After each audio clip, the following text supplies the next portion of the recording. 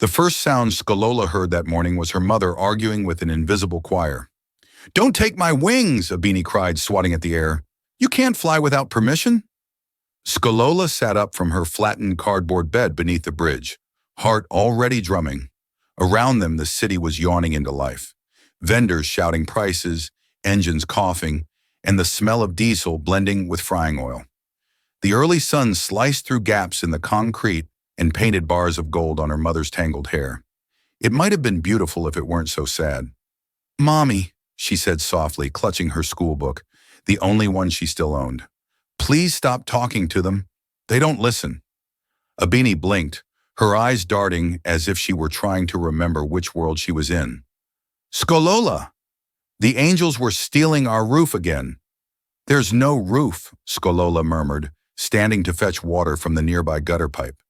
"They can't steal what we don't have." It wasn't cruelty, it was routine.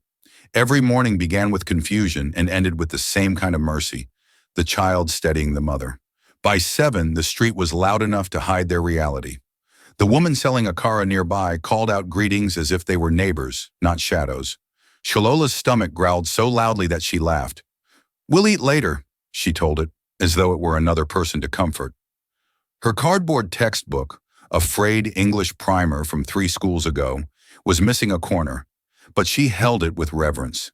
The pages smelled of mold and dreams. She traced the letters with her finger. Knowledge is power. Someone had scribbled it on the back in blue pen. She repeated the phrase under her breath, the way others repeated prayers. By noon, the street was too hot to think, but Shalola didn't stop.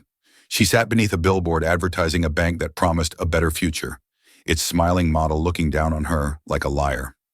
She practiced reading from discarded newspapers, whispering each word carefully until it sounded right. Expansion, governor, education. Behind her, a group of older boys watched. "Bookworm," one sneered. "Why read when your stomach is empty?" She didn't answer. She had learned silence was stronger than argument, but her mother's voice came floating back from the alley. "Sholo, Sholo, they're here again! The flying men!" Skolola jumped up and ran.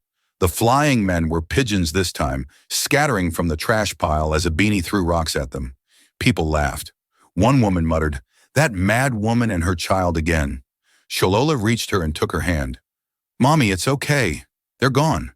Abini stared at her, trembling, then sagged like a curtain that had lost its wind. "Did they hurt you?" "No, Mommy," Shalola lied gently. "They're scared of me now." She led her back under the bridge, humming the same lullaby her mother once sang when she was still whole. Sometimes it worked, sometimes it didn't. Today the song settled the shaking. When the worst had passed, Abini fell asleep, lips still moving around invisible prayers. Skolola sat beside her, knees pulled to her chest, staring at the people passing by above. Each footstep sounded like a life happening somewhere else. She thought about school, about desks and uniforms, about chalk squeaking on boards and teachers calling names. She remembered how it felt to raise her hand, to be seen. That memory had edges sharper than hunger. Her mother stirred. "Sholo?" "Yes, Mommy." "Are we rich yet?" Skolola smiled sadly. "Almost." Abini laughed in her sleep. "Good. I want a blue roof." That evening, the street filled with music. A nearby food seller turned up a radio, and the song spilled across the pavement like perfume. Shalola watched a group of school children pass by in clean uniforms, swinging lunch boxes, their laughter quick and careless. For a moment she imagined walking among them, her shoes polished, her stomach full, her mother waiting at home. Then reality returned, like a slap. She turned away quickly before the tears made her mother wake. From the corner of her eye, she saw a woman at a food stall watching her. The woman's face was lined from years of oil and sun, but her eyes were gentle.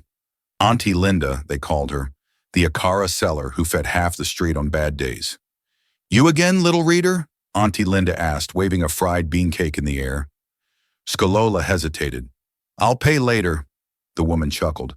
"I didn't ask for money. Come, take." The smell of hot beans and pepper hit Shalola like a prayer answered. She reached for the food, hands trembling. "You read a lot, eh?" Auntie Linda said, leaning on her stall. "Always with that torn book." I like the words, Shkolola said between small bites. They make things quieter. Where did you learn? Before we left our place, Mommy used to sell clothes. I went to school for a while. I liked it. Auntie Linda's gaze softened. You're bright, child. If I had money, I'd send you back. You don't have to, Shkolola said, though her voice cracked. I'll find a way. You sound like someone who already did. Shkolola smiled at that, her first real smile that day. As she walked back toward the bridge, she looked up at the billboard again. A better future. The words didn't feel like a lie anymore. They felt like a dare.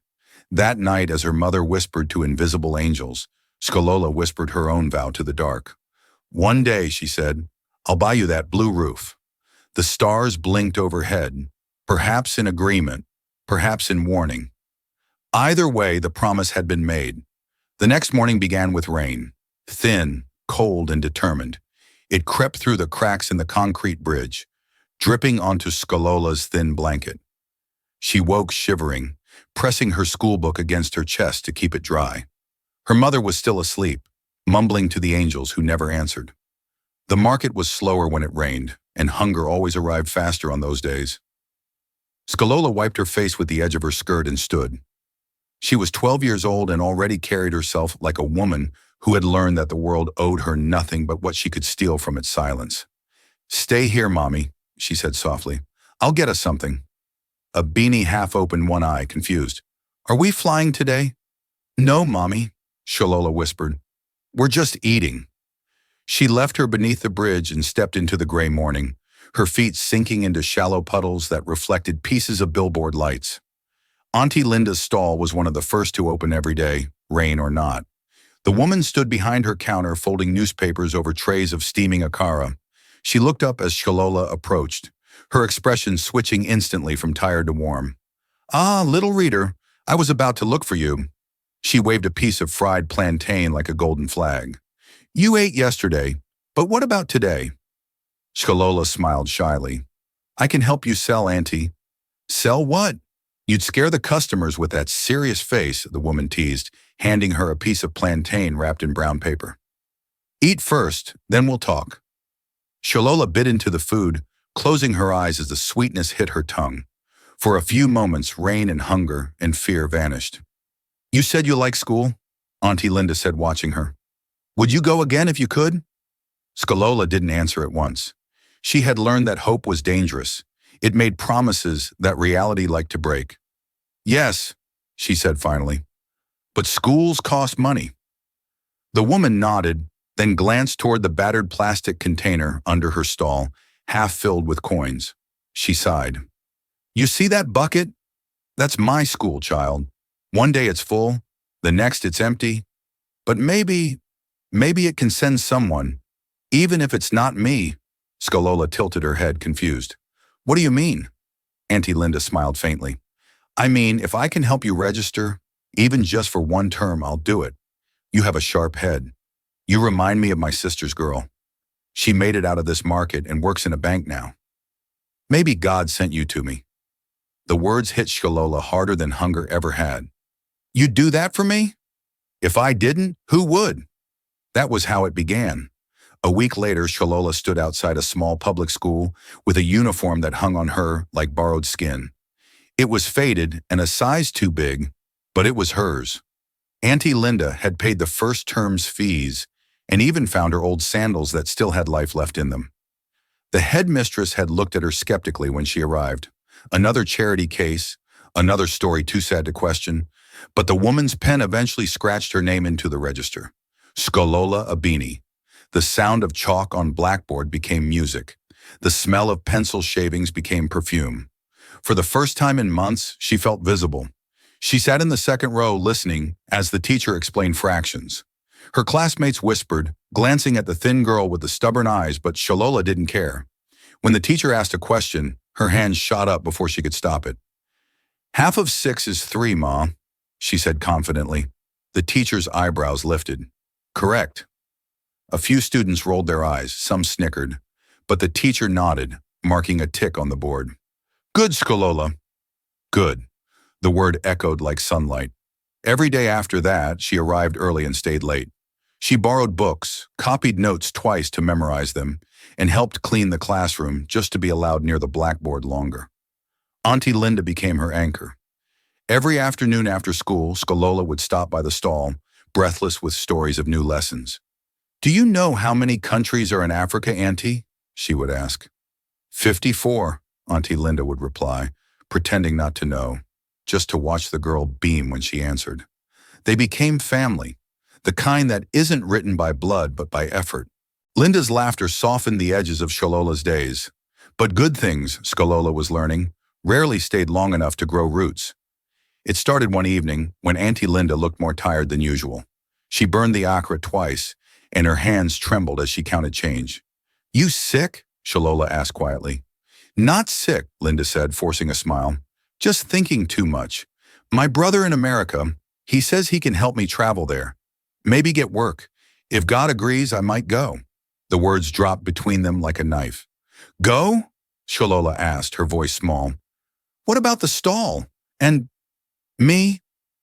Auntie Linda sighed, eyes glistening with something that wasn't rain. "Child, you'll keep learning. You're clever. You'll find your way even without me." Shalola shook her head. "But you're the one who found me." The woman reached across the table, resting a rough hand over Skolola's. "Then I've done what God asked. He'll send another helper when you need one." The next week, Auntie Linda was gone. Her stall stood empty, the table covered by a blue tarp that flapped in the wind. No goodbye, no address, just absence. When Skolola went to school, the headmistress called her aside. "Your sponsor's payment hasn't come for the next term," she said matter-of-factly. "Without fees, you can't continue." The girl nodded quietly. She didn't cry in front of them. But when she reached the bridge that night, she tore the corner of her notebook and wrote, "Dear Auntie Linda, I'm still learning. You said God sends help when we need it. I hope he remembers my name." She folded the paper and slipped it into her school book like a prayer she couldn't afford to say aloud. The rain began again, harder this time. Beside her, her mother whispered to unseen angels. Skolola hugged her book tight and whispered back, "Please, send another helper." No one answered. Yet. By the time the next term began, Shalola was back under the bridge, the echo of classrooms replaced by the hum of traffic overhead. The school bag Auntie Linda had given her was now a pillow, the torn notebook tucked beneath it like a secret she was guarding from thieves and rain. Days blurred into each other, begging, reading scraps, calming her mother through storms of madness. Sometimes when the world grew too loud, she would press her palms to her ears and whisper the lessons she remembered. Half of 6 is 3. Africa has 54 countries. Knowledge is power. Power. The words still glittered in her mind like a promise that refused to die. One afternoon, while searching for bottles she could sell, she wandered farther than usual. The streets widened, the houses grew taller, and soon she was standing outside a gate painted in the color of money. White marble walls with gold trim, guarded by men who looked carved from muscle. Beyond the bars, a garden stretched toward a grand school building, Queen's Crest International. She had heard of it, the richest school in Lagos, the kind that taught children how to be the next generation of billionaires. Skolola lingered by the hedge, clutching her empty bottle sack. Through the iron gate, she saw children in pressed uniforms laughing, running, sharing snacks. Their voices floated over the wall like music she used to dance to. She didn't realize she'd moved closer until one of the guards shouted, "Hey, move away!" "I'm not stealing," she protested, stepping back quickly. "Then why are you here?" She pointed to the fence where a mango tree leaned over, heavy with fruit. "I only wanted to rest." The guard snorted. "Rest somewhere else, girl." But when he turned away, she didn't leave. She slipped into the shadows behind a parked bus, crouching low where the fence dipped. Through the gap, she could see into a classroom. Children sitting at desks, pencils moving across clean paper. A teacher wrote on a whiteboard, "Fractions." Her heart thudded. The words came back to her as if Auntie Linda were whispering them through time. She tore a piece of cardboard from her sack and began copying the numbers she saw, tracing each equation with her finger. When the bell rang, she stayed where she was, memorizing every symbol before the wind could blow them away. That became her ritual. Every day she returned to the fence. She arrived before lunch when the guards were lazy and left when the sun dipped low. She studied silently, copying lessons from a distance. Math, grammar, science.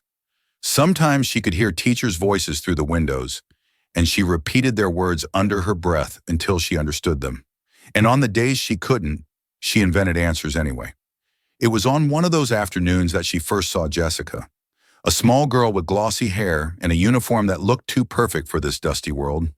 Jessica sat alone beneath the mango tree, holding a sandwich she wasn't eating. Other students passed her by without looking. Some laughed in clusters that didn't include her. Skolola didn't know why, but she recognized the loneliness instantly. Jessica opened a book, a thick math workbook, and frowned as if the pages were insulting her. After a moment, she tossed her pencil aside and buried her face in her hands. "Don't cry," Skolola whispered, though the girl couldn't hear her. But Jessica did look up, startled, as if she had. Their eyes met through the fence. For a long second, neither moved. Then Jessica tilted her head. "What are you doing there?" she called, her voice curious instead of cruel. "Learning," Skolola replied. Jessica blinked. "From outside?" "Yes. That's, weird." "I know," Skolola said with a small shrug. "But it works." Jessica hesitated, then walked closer to the fence. "What's your name?" "Skolola." "I'm Jessica. Are you a student here?" Skolola laughed quietly. "Do I look like one?" Jessica glanced at her bare feet, at the torn skirt, and flushed with guilt. "I didn't mean—" "It's okay," Skolola said, smiling faintly. "I used to be." Jessica looked down at her book. "You said you're learning. Can you help me? I don't understand fractions." For a moment, Skolola froze. No one had asked her for help in years. "I can try," she said. "Hold the book up." Jessica obeyed, pressing the open page against the fence. Skolola squinted through the metal gaps.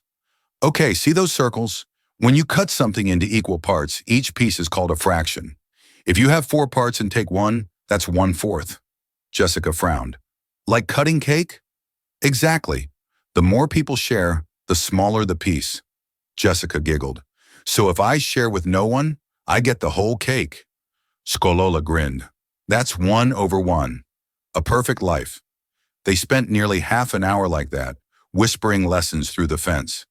Jessica's laughter began to sound like something Skolola hadn't heard since Auntie Linda. Joy without pity. When the bell rang, Jessica reluctantly closed the book. "You're a good teacher," she said. "I just remember what it feels like to not know," Skolola replied. "Will you come tomorrow?" "If the guard doesn't chase me," Jessica's eyes brightened, "then I'll tell him you're with me." "You don't even know me." "I know enough," Jessica said simply. Then she waved and ran back toward the building. Skolola remained by the fence long after the courtyard emptied, her heart light and confused. She picked up her cardboard scrap and whispered, "Maybe that's what help looks like. Not from heaven, but from a fence." That night under the bridge, she told her mother a story she invented, about a tree that grew in 2 worlds at once, feeding both the rich and the poor. Abini laughed, her eyes clear for a moment. "That's a good tree," she said. Skolola smiled into the dark. "It is." The next day, she went back to the fence. Jessica waited by the mango tree the next day, glancing at her watch as though time itself could scold her. The courtyard had emptied for lunch, sunlight spilling across the trimmed lawn, and the air smelled faintly of mango sap and chalk dust. Then from behind the fence, a quiet rustle, bare feet in dry grass. Skolola appeared, clutching her notebook like a shield. Her hair had been tied back with a frayed red ribbon. "You came," Jessica said, relief softening her voice. "You asked," Skolola replied, her smile small but sure. "I keep promises." They sat across the fence again, the tree's shade joining them like a secret ally. Jessica opened her math workbook immediately, still bruised from the day before. "Fractions again," she groaned. "They look different today, meaner." Skolola laughed, a sound so light it startled Jessica. "Numbers are only mean when you let them win. Let's fight back." She broke a twig from the ground and drew lines in the dust. "Imagine this is a mango. You and I share it equally. That's 1/2. Jessica nodded. "I like that kind of math." "Now," Skolola continued, sketching smaller lines, "if we invite 2 more people, We cut it into 4 pieces. Each one gets 1/4. The more people, the smaller the piece. That's all fractions are. Fairness. Jessica blinked, a smile creeping across her face. Fairness. I can remember that. They practiced until Jessica could add halves and quarters without flinching. When she finally got one right, she clapped her hands so loudly that a bird in the mango branches squawked and flew away. I did it! You did, Shalola said proudly. That's the first victory of the day. The first?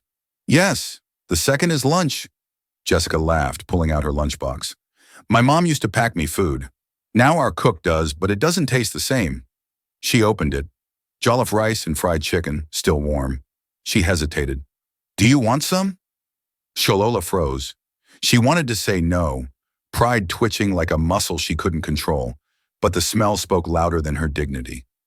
Just a little, she whispered. Jessica handed her the fork. It's not charity. It's sharing. Like fractions. Shalola grinned, taking a small bite that felt enormous. Then, I accept 1/4. Deal.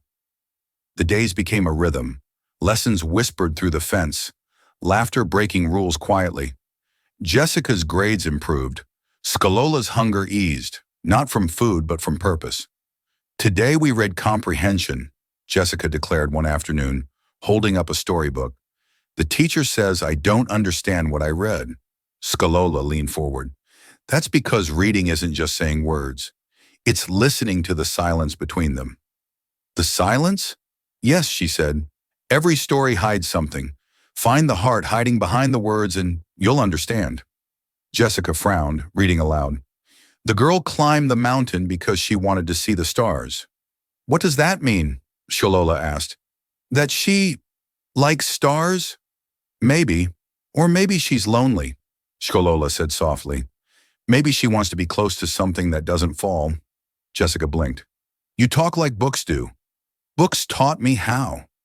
They kept going, paragraph after paragraph, until the world shrank to 2 voices in the steady rustle of mango leaves. Jessica started bringing her other books too. English, science, history. Shalola devoured them like meals she'd been waiting for. Why aren't you in school? Jessica asked one day, unable to hold the question any longer. Shalola hesitated, then traced circles in the dirt. I was. Once. But my mother got sick, and my aunt left. Now it's just us. Your mother's sick? She sees things, Shalola said carefully. Angels sometimes, monsters other times. She says they're both fighting for her mind. I think the angels win some days. Jessica's eyes softened. That must be hard. It is, but she's still my mom. She remembers my name. That's enough for now. Jessica didn't know what to say, so she passed a piece of biscuit through the fence. Here, she said. For her. That night, Shalola brought it home wrapped in newspaper. Her mother's eyes lit up. A feast, she cried. Who gave us this? A friend, Shalola said. A friend from heaven? No, Shalola smiled. From school. A week later, the guard noticed. He spotted Shalola crouched by the fence, pencil scratching cardboard. Hey, what are you doing there? He barked, stepping forward. Jessica sprang up. Leave her alone. She's with me. With you? He repeated, frowning. She's not supposed to be on school grounds. She's not on the grounds, Jessica countered, pointing. She's teaching me. The guard blinked, confused by the sheer boldness of the little girl. Teaching you? Yes. You can ask Miss Tayo. I've been top of the class since she started helping me. The man scratched his head. I'll tell the headmistress. Jessica's stomach twisted. Don't, please. My father owns this school. If you bother my friend, he'll be very angry. That was a lie. Her father didn't own the school. He just donated to it. But the guard couldn't know that. He hesitated, then muttered, Fine, but if the headmistress asks, I saw nothing. Good choice, Jessica said with a grin far too confident for her age. When he left, Shalola exhaled hard. You shouldn't have lied. Jessica shrugged. You shouldn't have taught me. Now we're even. For a moment, they both laughed. 2 conspirators against a world built on walls. As the sun dropped behind the roofs, they promised to meet again the next day. That night, as Shalola drifted to sleep under the bridge, she remembered Jessica's words. You're my teacher. It was the first title she'd ever owned. And when her mother began whispering to invisible angels, Skolola smiled softly and whispered back, tell them I'm one too. The day the secret broke began like any other, until the world decided to notice them. It was a Friday, and the air smelled of new rain and freshly cut grass. Jessica waited under the mango tree, her lunchbox swinging in rhythm with her impatience. Skolola arrived late, her hair damp and her notebook held above her head like a makeshift umbrella. You're wet, Jessica gasped. Only a little, Skolola said, shaking her braids. The bridge leaks more than it rains. Jessica winced, pretending not to understand. I brought cake today, my birthday leftovers. Birthday? Skolola's eyes widened. You didn't tell me. I didn't think it mattered. It matters, Skolola said firmly. You're supposed to make a wish. Jessica laughed. I already did. What did you wish for? The girl hesitated. A sister. Skolola froze, her mouth softening into a small, unsure smile. That's a strange wish. Then it's perfect, Jessica said, offering her half the cake. They ate together, laughing between crumbs, unaware of the window high above where a teacher stood, watching through the rain-streaked glass. When the bell rang, the courtyard filled with the buzz of students. Jessica's classmates, girls with polished shoes and practiced smirks, noticed her near the fence. Who are you talking to? One asked. Jessica turned. My friend. The girls giggled. That's not a friend, Jessica. That's a beggar. The word hit like a slap. Skolola stiffened, clutching her notebook closer. She's not, Jessica began, but the laughter grew. Does she wash your shoes too? Another sneered. Skolola's face burned. I should go, she whispered. Wait. Jessica reached for her hand through the bars. They don't know what they're saying. But the damage was done. The group drifted off, tossing words like stones behind them. Street rat, charity case. Skolola walked away without looking back. That night she didn't go to the fence. For the first time since meeting Jessica, she stayed under the bridge, staring at the notebook she couldn't bring herself to open. Her mother hummed softly beside her, lost in a dream. Don't let the angels steal your voice, Abini murmured. If they do, they'll make you forget your name. I already forgot, Skolola whispered. 2 days passed, then 3. Jessica sat under the mango tree alone, pretending to study. Her grades had already begun to slip again, numbers tumbling down the page like spilled marbles. Every night, she stared out the window of her mansion, wondering if Skolola was still out there, somewhere between rain and hunger. On the 4th day, she made up her mind. When lunch came, she sneaked out through the back gate, something she'd never dared before, and followed the narrow path the guard had once mentioned, the one that led to the market road. The city changed as she walked, polished pavement giving way to muddy tracks, perfume fading into the smell of diesel and fried dough. She found the bridge by instinct. Beneath it, Skolola sat cross-legged beside her sleeping mother, scribbling on scraps of cardboard. She looked up, startled, when Jessica's shadow fell across the concrete. What are you doing here? She asked. Looking for my sister, Jessica said simply. Skolola blinked. You shouldn't be here. It's not safe. I don't care. You disappeared. You have a school. Friends. Jessica shook her head. I had a teacher. That's not the same. Silence hung between them, thick as dust. A truck roared past overhead, shaking loose gravel. Your friends were right, Skolola said finally. I don't belong there. And I don't belong anywhere without you, Jessica replied, her voice breaking. The simplicity of it undid them both. Skolola closed her notebook, and for the first time Jessica crossed to the other side of the fence. Not as a student sneaking out, but as a child reaching toward the world her father's money never let her see. They sat side by side, 2 halves of one impossible picture. After a long while, Skolola spoke. You shouldn't tell anyone about this. They won't understand. Jessica smiled through her tears. Then we'll help them understand. They kept their secret carefully after that. Skolola returned to the fence, and Jessica met her with the same joy as before. But the shadows were closer now. One afternoon, as they practiced reading comprehension, a deep voice interrupted. Jessica! Both girls froze. The man standing behind Jessica was tall, broad-shouldered, dressed in immaculate white linen. His eyes, sharp as glass, moved from his daughter to the barefoot stranger crouched beyond the fence. "Who is this?" he demanded. Jessica swallowed. "My friend." "Your friend?" His tone could have cut stone. "Do you know where she lives?" Jessica hesitated. "She teaches me." "Teaches you?" "She helps me with math and reading and—" "Enough!" Chief Agu's voice silenced the courtyard.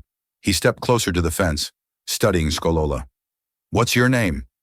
"Skolola," she said quietly, meeting his gaze without flinching. "Do your parents know you're here?" "My mother is sick, sir." Chief Agu's expression didn't change, but something flickered in his eyes. Recognition, perhaps, or pity. "Come with me," he said to Jessica. "Wait," Jessica protested. "She didn't do anything wrong."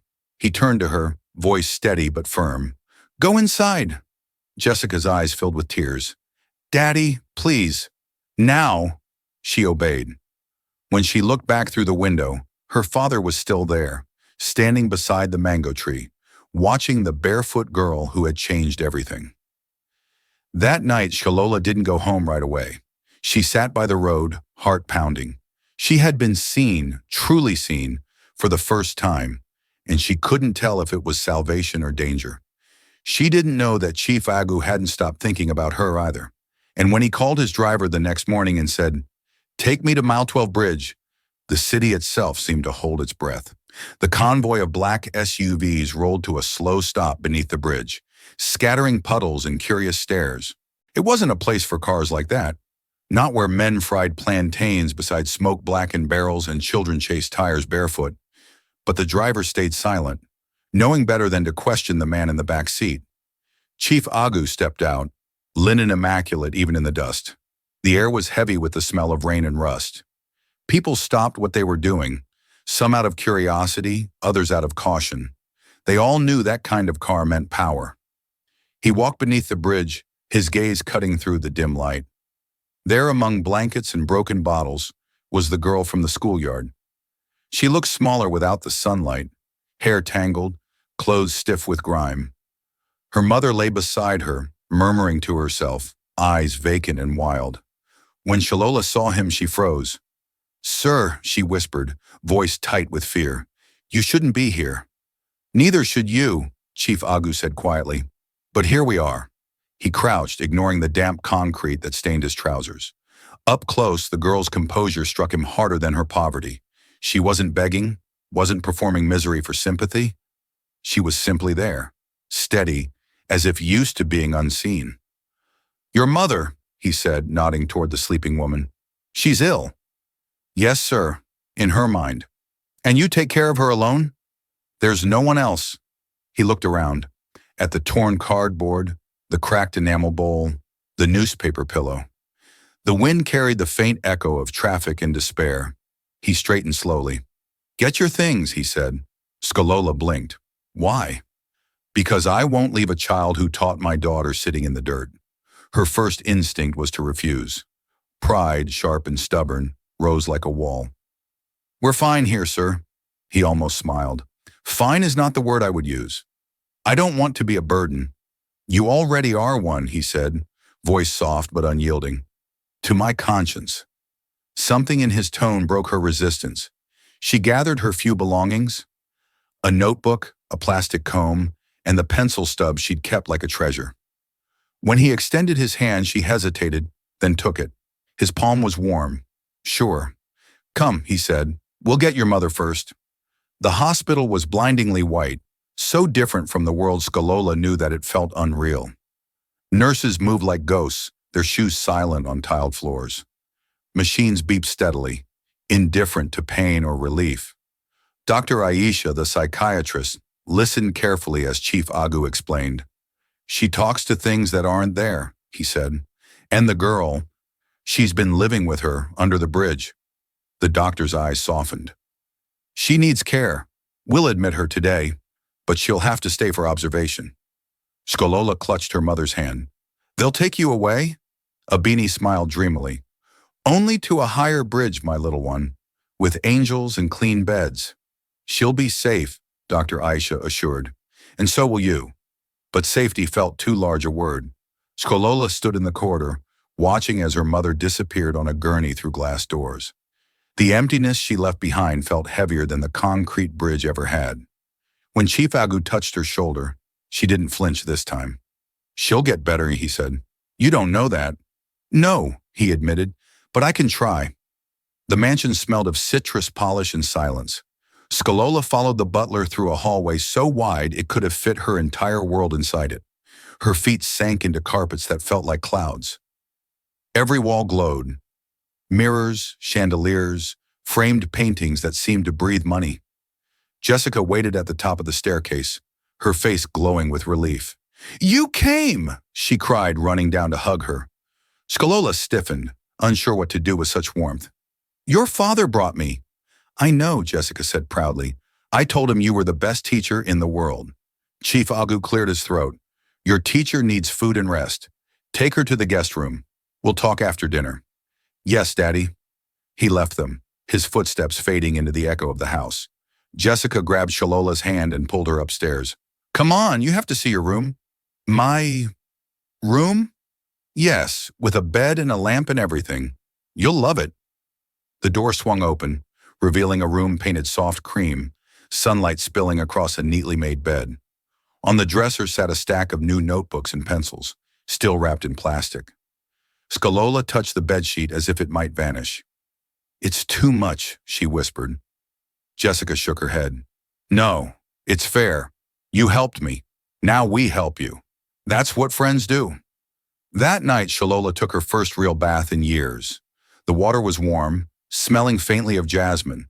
She scrubbed until her skin glowed pink and strange, like it had been hiding beneath layers of shadow.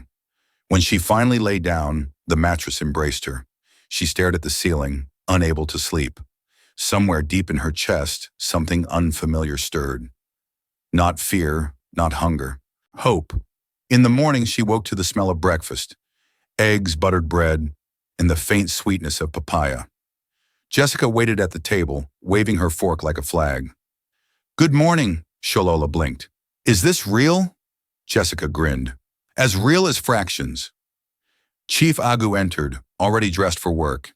He sat at the head of the table, newspaper folded beside his coffee. For a long moment, he studied Skolola over the rim of his cup. "You'll start at Queen's Crest next week," he said. She froze. "Sir?" "I've spoken to the principal. You'll be enrolled. Uniforms, books, fees, all handled." Tears welled in her eyes, uninvited. "I don't know how to thank you." "Then don't," he said simply. "Just learn." Jessica beamed. "We'll be classmates." Shalola looked at her, then at the man who had rewritten her life in a single morning. She felt her throat tighten around words she didn't know how to say. "Thank you, sir," she whispered finally. "Welcome home," Chief Agu replied, and for the first time in her memory, the word home didn't feel borrowed. The first morning in uniform felt like stepping into someone else's dream. Skolola stood in front of the mirror, the blue and gold fabric crisp against her skin, the school's crest stitched neatly over her chest. She smoothed the pleats twice, afraid they might disappear if she blinked. The shoes were slightly too big, Jessica's old pair, but they shone like possibility. "You look like a real student," Jessica said, grinning beside her in matching uniform. "I told Daddy they should put you in the school brochure." Skolola laughed nervously. "They'd have to clean me up again first." Jessica rolled her eyes. "You're perfect already. Come on, we'll be late." The driver opened the car door, and for the first time in her life, Skolola didn't walk to school. She rode.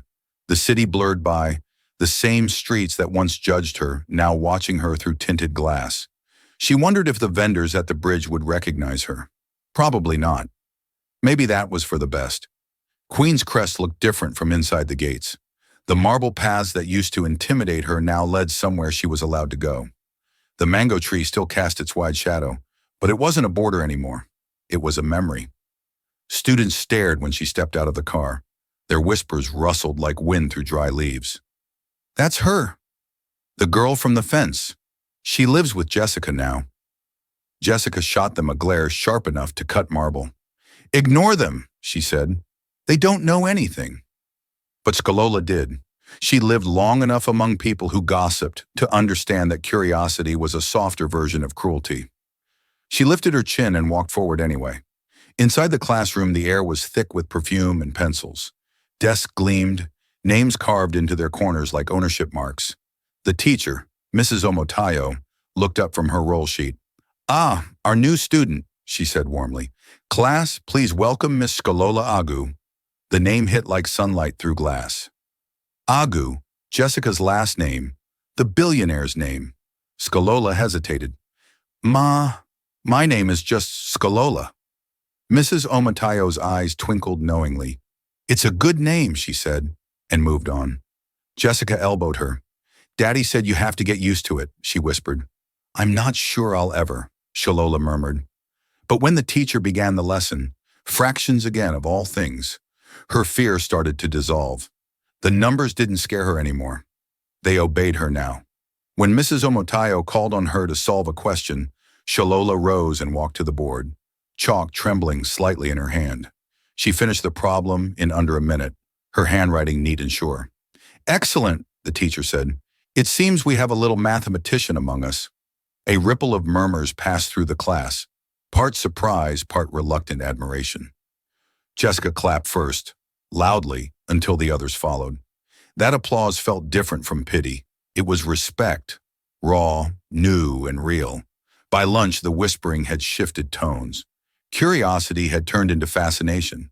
Some students approached her cautiously, asking for help with homework. Others hung back, pretending not to stare. Jessica sat beside her under the mango tree, biting into a sandwich. "See?" she said, mouth full. "They'll like you soon." "I don't need them to like me," Skolola replied, though her voice was softer than her words. "I just want to learn." Jessica nudged her. "You always say that, but you forget. You're teaching them too." "How?" "By showing up." Skolola smiled, brushing a crumb from her uniform. "You talk like a poet." Jessica shrugged. "You talk like a teacher." When they returned home, the house felt less like a mansion and more like a place that breathed. The staff greeted her now without hesitation. Even the butler, once all stiffness and suspicion, had learned to smile when he saw her. Chief Agu was in the study when they came in, papers spread across his desk. "How was your first day?" he asked. Jessica answered before Skolola could. She was brilliant. The teacher called her a mathematician. Chief Agu looked at Skolola, pride flickering behind his calm exterior. "Is that true?" Skolola nodded shyly. "Yes, sir." He leaned back in his chair, studying her. "You remind me of myself when I was your age. Hungry to know everything. It's a rare gift. Don't lose it." "I won't," she said quietly. "Good." He hesitated, then added, "And for what it's worth, I'm proud of you." It was such a simple sentence, but it landed with the weight of every empty praise she'd never received. That night she wrote in her new notebook, the one Jessica had given her with her name embossed in gold letters, "Things I am learning. Hope can survive hunger. Some fences are not meant to keep people out. They wait to be crossed. Being seen can feel like breathing for the first time." She closed the notebook and looked out the window. The city lights blinked in the distance like stars pretending to live on Earth. Somewhere beyond them, her mother slept in the hospital, healing slowly. Somewhere nearer, Jessica snored softly in the next room. Skolola smiled. The house didn't feel borrowed anymore. 2 weeks later, her first test results came back. She topped every subject except art. The principal called her into the office, smiling like she'd just found a buried treasure. "You're a remarkable child," she said. "You've reminded us why we teach." When Skolola left the office, Jessica was waiting in the hallway with a grin. "Told you," she said. "Mathematician." "I got only 87 in art," Skolola said. "Who cares? You'll be drawing equations soon." They both laughed as they walked down the hall, their footsteps echoing side by side. And for a fleeting moment, Skolola forgot where she came from. She wasn't the girl under the bridge anymore. She wasn't the ghost behind the fence. She was a student, a sister, a teacher in training. And for the first time, the future didn't look like a dream she was trespassing in. It looked like a door she was meant to open. The letter arrived on cream paper, sealed with the school's crest. Jessica found it first, sitting among her father's morning mail. "It's for you," she said, sliding it across the table to Shkolola. Her heart pounded as she broke the seal. Inside was a single sheet. "You are invited to represent Queen's Crest International at the National Mathematics Challenge." For a moment, she couldn't breathe. She read it again to make sure the words didn't vanish. "Jessica," she whispered, "they chose me." Jessica squealed so loudly that the butler almost dropped his tray. I told you you're a genius." Chief Agu, seated at the head of the table, lowered his newspaper. "The math challenge?" Shkolola nodded, too stunned to speak. He smiled, small, restrained, but unmistakably proud. "Congratulations. You've earned it." The next few weeks were a blur of numbers, notebooks, and long evenings at the study desk. Jessica sat with her through most of it, helping where she could, occasionally falling asleep with her head on the table. "I don't understand how you can love this," Jessica groaned one night. "My brain hurts just looking at it." "It's like music," Sholola said softly, scribbling another equation. "Each number wants to find harmony." "Then your orchestra is very loud," Jessica mumbled into her pillow. Sometimes Chief Agu would pass by the doorway, watching them quietly. He saw how the girl leaned over her books like someone guarding treasure. He also noticed something he hadn't expected. Jessica's growing discipline. She was calmer now, more focused, as if Sholola's fire had lit her own. The day of the competition dawned bright and merciless. Shkolola stood at the edge of the school courtyard in her new blazer, clutching the invitation letter for luck. The other students whispered her name again, but now it carried a different tone, half envy, half admiration. Jessica ran up with a water bottle. "You ready?" "As ready as I'll ever be." "Win," Jessica said simply. "Not for the school, for you." The bus ride to the venue felt endless. Shkolola watched the city pass by. Bridges, markets, the streets she once called home. She thought of her mother, still recovering, the nurses who said she smiled more lately. Maybe she sensed that her daughter was building something worth believing in. The competition hall was enormous. Rows of students from different schools filled the seats, each with polished uniforms and confident faces. Shkolola felt her old fear creeping back. She didn't belong here. Then she remembered the mango tree, Jessica's laugh, Auntie Linda's voice saying, "If I can help you even for one term, I'll do it." She straightened her shoulders. She belonged here because she'd fought for it. When the first question appeared on the screen, her pencil moved before her nerves could. Numbers became rhythm again, the problems unfolding like stories she already knew the endings to. Time disappeared. When it was over, she sat back, heart pounding, unsure whether she'd done enough. Hours later, the results were announced. Her school's name wasn't called in third place, not in second. Then, first place, Queen's Crest International, represented by Miss Sholola Agu. The applause was thunder. Jessica screamed so loudly that the cameras caught her in mid-jump. Chief Agu, standing in the audience, allowed himself something rarer than a smile, a laugh. Shkolola walked to the stage, trembling as the judges handed her a gold medal and a certificate. Flashes of light from cameras surrounded her, but her eyes searched only for two faces, Jessica's and her father's. Both were shining. That night, the mansion came alive with celebration. The cook made jollof rice and puff-puff, the staff brought out juice in crystal glasses, and Jessica insisted on decorating the dining room with ribbons. Chief Agu raised a toast. "To perseverance," he said, "and to the young woman who proved that brilliance doesn't depend on where you start, but on how far you're willing to go." Everyone cheered, but Sholola barely heard them. Her mind drifted to her mother. "Sir," she said quietly after the laughter died down, "can we visit the hospital tomorrow?" "Of course," he said. The next morning, the hospital smelled of disinfectant and quiet hope. Dr. Aisha met them at the door. "Your mother's improving," she said. "Her episodes are less frequent. She even asked about you." When they entered the ward, Abini was sitting by the window, sunlight tangled in her hair. She turned, and for the first time in years, her eyes were clear. "My daughter," she whispered. Shkolola ran to her, dropping the medal into her mother's lap. "Look, Mommy, we did it." Abini held it with trembling hands, tears tracing the same lines they had years ago. "You're so beautiful," she said softly. "I told the angels you'd find your way back." Jessica sniffled behind them, trying not to cry. Chief Agu stood near the doorway, his expression unreadable, but his eyes, those sharp, calculating eyes, were gentler now. When they left the ward, he rested a hand on Shalola's shoulder. "Your mother is strong," he said. "Like you." She looked up at him. "You saved us." He shook his head. "No, you saved yourself. I just opened the gate." That evening, as the sky melted into orange and violet, Shalola sat beneath the mango tree in their garden. The metal glimmered faintly around her neck. Jessica joined her, holding 2 notebooks. "We have new homework," she said dramatically. "Apparently we have to write essays about who inspires us." Shalola laughed. "Who are you writing about?" "You, obviously." "Then I'll write about you," Shalola said. "Why me?" "Because you listened when the world didn't." Jessica smiled. "Then we'll both get A's." They sat in silence for a while, watching the wind sway the branches. Somewhere above them, leaves whispered secrets about beginnings and endings. Shalola closed her eyes and breathed. For the first time, the future didn't feel impossible. It felt inevitable. 2 weeks after the math competition, the house was quieter.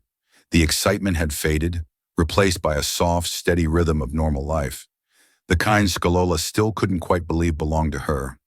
Each morning she woke to the smell of jasmine soap and breakfast, put on her uniform, and walked through the same gates that once locked her out. But normalcy, she was learning, could be just as strange as struggle. One evening, after study hours, Chief Agu called her into his office. His desk was cluttered with papers, a half-drunk cup of coffee, and a photograph of Jessica as a toddler, smiling with missing teeth. "You wanted to see me, sir?" He looked up, his expression calm but thoughtful. "Sit down, Shalola." She obeyed, nervous. He rarely used that tone unless something serious followed. "You've done remarkably well these past months," he began. "Your teachers can't stop talking about you. Even the principal called me yesterday to say you might qualify for a scholarship abroad." Her heart skipped. "Abroad?" "Yes, a preparatory program in England. Full scholarship." Her mouth fell open. "That's incredible." He nodded but didn't smile. "It is, but it means leaving your mother behind for a time." Silence pressed between them. "I can't," she said finally. "She's only just getting better." "She'll continue to receive treatment," he said gently, "and you'll be able to call her often. Think about it." She hesitated. "Sir, why are you doing all this for me?" He leaned back in his chair. "Because when I saw you under that bridge, I saw a reflection I didn't expect. I was born with nothing too. People forget that." Shalola blinked. "You?" He smiled faintly. "My father died young. My mother sold bread to pay my school fees. A man sponsored me once, said I had a good head. Without him, I'd still be there, fighting dust and hunger. So maybe I'm just paying a debt forward." The lump in her throat tightened. "Thank you," she whispered. He waved a hand. "Don't thank me yet. Decide whether you want to go. It's your life." That night she couldn't sleep. The thought of leaving terrified her. Yet something deeper, something older, whispered that this was what she'd fought for all along. To rise, to learn, to build something her mother could be proud of. Jessica found her sitting by the window, moonlight falling across her notebook. "What's wrong?" "I might be leaving," Shalola said softly. Jessica's smile faltered. "Leaving where?" "England. There's a scholarship. But I don't know if I can go." Jessica sat beside her. "You have to." Shalola looked at her, startled. "You told me once," Jessica continued, "that knowledge is like light. You said it doesn't belong to one person. It has to spread. If you stay, the light stops with you." Tears welled in Shalola's eyes. "But you're my family now." Jessica wiped her cheek gently. "Families don't hold you back. They push you forward." They sat in silence, holding hands until dawn painted the room gold. A week later, the decision was made. Her mother, though frail, smiled when she heard. "Go," she said. "The angels have been waiting for you to fly." The day of her departure arrived with heavy skies. At the airport, the air smelled of coffee and jet fuel. Jessica clung to her, refusing to let go. "I'll write," Shalola promised. "Every week." "You'd better," Jessica sniffed. And when you become famous, don't forget your little sister. Chief Agu stood a few steps away, hands clasped behind his back. When Shkolola turned to him, he offered an envelope. Your documents, he said, and something extra. She opened it. A folded letter, handwritten in elegant script. You reminded me that wealth means nothing if it cannot lift others. You've already won, no matter what happens next. Chief Agu. Her throat tightened again. I'll make you proud, sir. He nodded once. You already have. The final boarding call echoed through the terminal. She hugged Jessica one last time, then turned toward the gate. As she walked away, the polished floors reflected her new life. Each step erasing the girl who once wrote math problems in dust. The plane roared to life, lifting into the sky. Below her, the city shimmered, bridges and rooftops shrinking into patterns of light. She pressed her forehead to the window, watching clouds bloom around her. It felt like the world was opening. In her lap rested the notebook she'd carried since the bridge.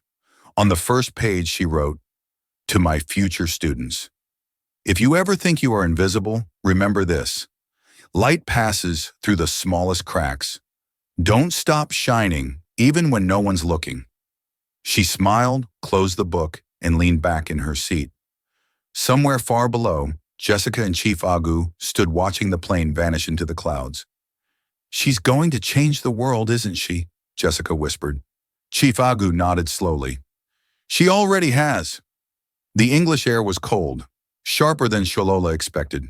Her breath fogged in front of her as she stepped off the airport shuttle, suitcase rattling over cobblestones older than any building she'd ever seen. Welcome to St. Elm's Preparatory, a voice greeted. A tall woman in a navy coat extended her hand. You must be Sholola Agu. Hearing her name in that accent still startled her.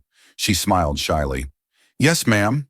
The woman led her through iron gates into a campus that looked like a painting. Ivy crawling up sandstone walls, students in scarves laughing near the courtyard fountain.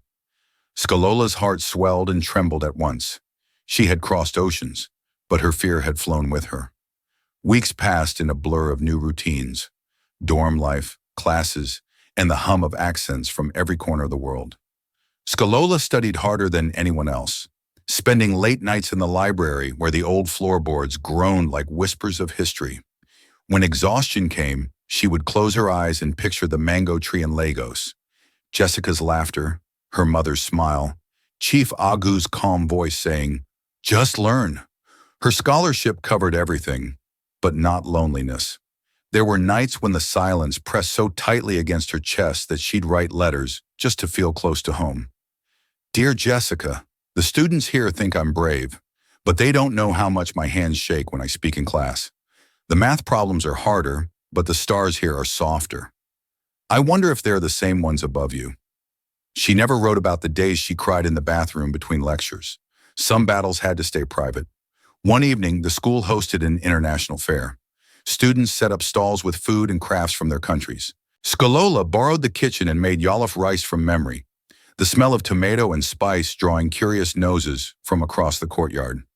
It smells incredible, a girl from France exclaimed. What's it called? Asked another, tasting a spoonful.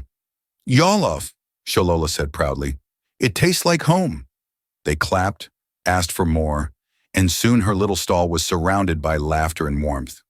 For the first time since arriving, she felt seen, not as a charity case or a miracle story, but as a person with something to share.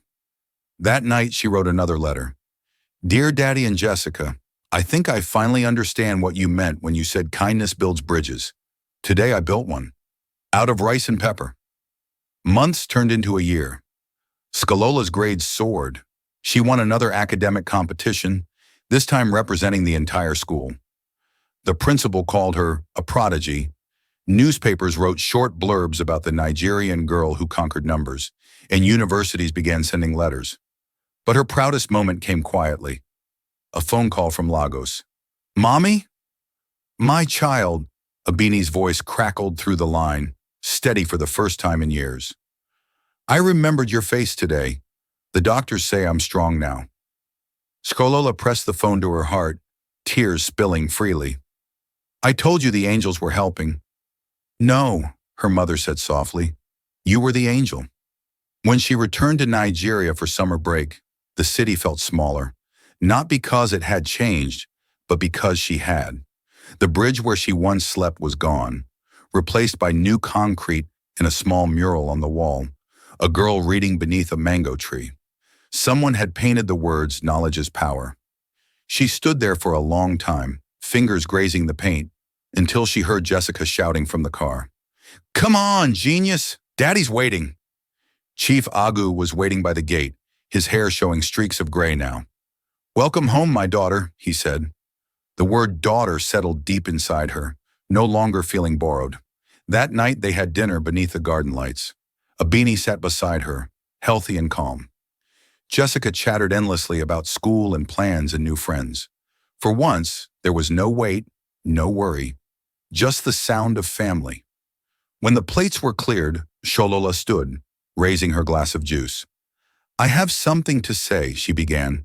You all gave me a life I never dreamed of, so I've decided, after university I'll come back.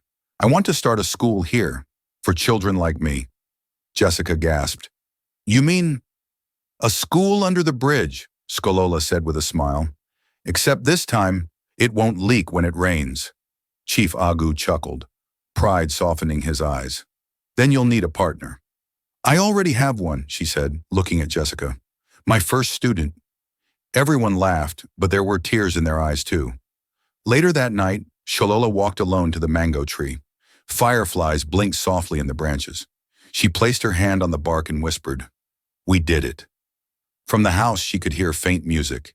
Jessica's laughter carrying on the wind, her mother humming a hymn. The world that once pushed her into darkness had given her back the stars, and she was ready to share them. Years later, the school she built would stand near that very same bridge. The sign above the gate would read, The Linda Foundation, where light finds a way. Children in clean uniforms would study under trees, pencils moving with purpose. And on the first day of every term, Sholola would tell them her favorite story. Not of poverty, but of possibility. Because some fences aren't meant to divide. They're meant to hold two worlds together until kindness breaks them open.